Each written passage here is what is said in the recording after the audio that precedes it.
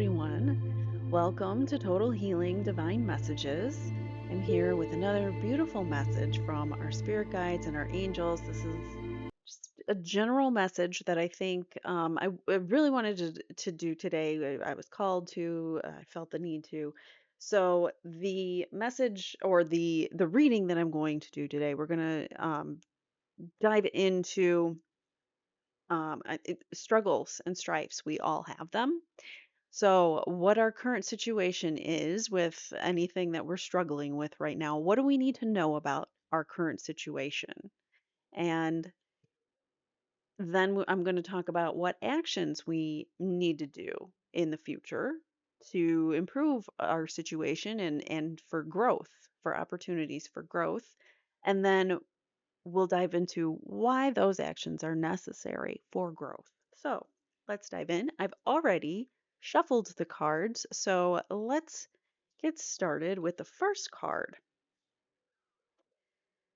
This is the card itself is called Earth Mother, and it says underneath that, feel loved and comforted. I'm going to explain it to you before I show it to you. Sometimes it's hard to see on the screen with the lighting, anyways. But so this is a card where there's a pregnant woman, and on her in her belly is the earth, and she's holding her belly like a pregnant, a loving, nurturing mother would hold their pregnant belly, and she seems, to be in a loving, tender hug or embrace of her own belly. And she has some vegetation growing around her, like some vines, some greens. She's got some butterflies in her hair and on her arm here. So I'm going to show you the image. Oh, and by the way, this deck is, why can I never get that right? Okay, so that's Earth Mother. And this is the deck from Kyle Gray called Angels and Ancestor Oracle cards. I really like these. All right, so Earth Mother. What this is telling me is that our situation, Earth Mother, she's loving, she's this loving feminine energy that is uh, all throughout our earth, and we don't connect with her enough. She's there, but we don't go outside and we don't engage with her, and we've kind of ignored her. So even though like our current situation, okay, let me back up. I have a lot of thoughts going on in my head. So let's say normal people, a lot of normal, or a lot of people, not, I don't mean to call people normal or not normal, but a lot of the usual practice is you sleep all night, you get up, you go somewhere else to work, you come home with the little energy that you have left and the little time that you have left in the day. You have to make dinner, take care of the kids, clean and do all these things that you don't have time for during the day. And then try to find some time to relax, go to bed, do it all over again. So, when are we engaging with Mother Nature? It seems like we don't. Sometimes on a weekend we might get a chance if the weather's nice to go out, especially in Chicago where I'm from, but we don't engage in nature enough.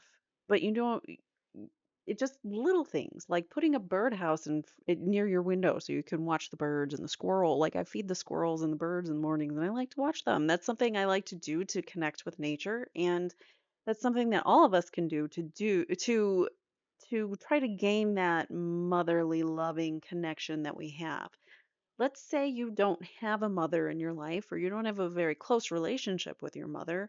You still can feel that loving, divine, feminine energy by connecting and being one with the universe, being one with the earth.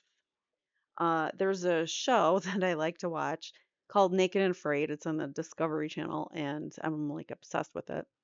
And so they go, it's like usually a female and a male. They go out, no clothes. They have maybe like one or two items, like a survival item, like a knife and a fire starter and a pot so they can boil water. They really don't have much, and they're naked. And a lot of times, some of the people that are really successful are those that are in tune with nature. I've noticed because you have to be. You kind of have to be in tune with nature. You have to listen to nature. Nature can talk to you and tell you, well, the animal path is not right here, it's over here. And, like you have to be one with the nature and look for the signs from nature itself. And we don't do that enough. We don't stop and do that enough. So that's kind of my message to you right now is your situation, you're probably not thinking about nature. Nature's probably not been part of your everyday life. And if it is, that's great. If you do include something to stay connected with nature on a daily basis, that's great. But that's kind of so this is kind of an action card too. So it's kind of saying, we need to be one with nature again. We need to get back to our roots. So the next card that I'm going to pull up is an oracle.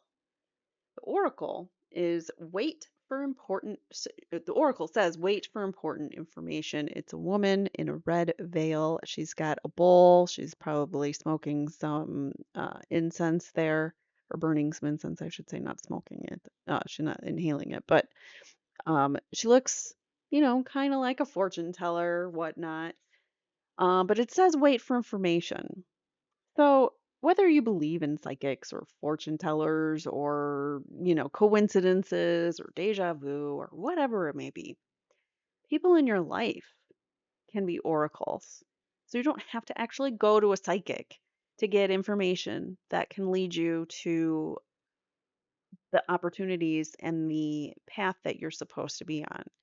You look for the signs and the people around you, the conversations that you have, the things that stick out to you. Maybe you just had a conversation with your husband about wanting to move to another state. And then you go to work the next day and someone's talking about that other state that you were talking about last night with your husband. Little clues and things like that are the universe trying to tell you something. That's nature, Mother Nature, the divine energy, everything coming together, trying to guide you and come together as one. That's my dog. He's waking up from his nap. I guess my reading was too loud for him.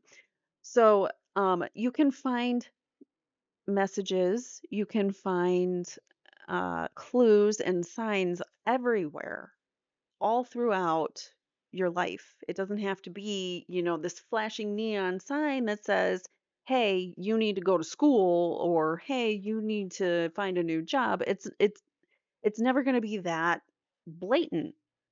But I mean, sometimes it is. Sometimes it literally is because you're not getting your angels and your spirit guides are telling you over and over again and you're not getting it. So sometimes they do have to put a neon sign in front of you.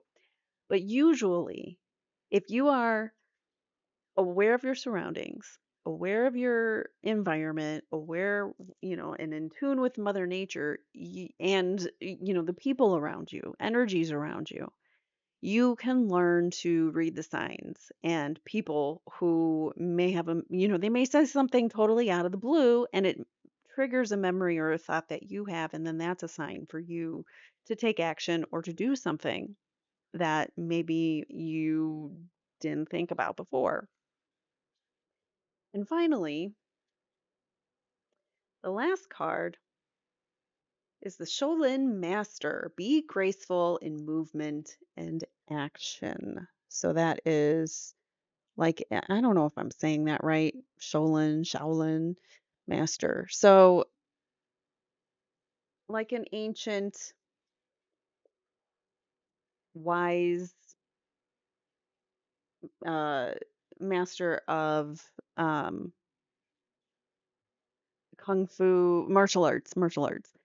Um, be slow, methodical, be graceful in your actions. So don't be hasty. If you're starting to get signs and you're like, hey, I'm not sure if that was a sign. Can I get another sign to confirm that? Or you know what, better yet, can you show it to me 3 times? Can I hear that? Just tell your spirit guides, hey, I want to move to Michigan. Can you, if this is the good, if this is a good move, if this is the right move for me, tell me, give me three signs that Michigan is the right move for me or whatever it might be.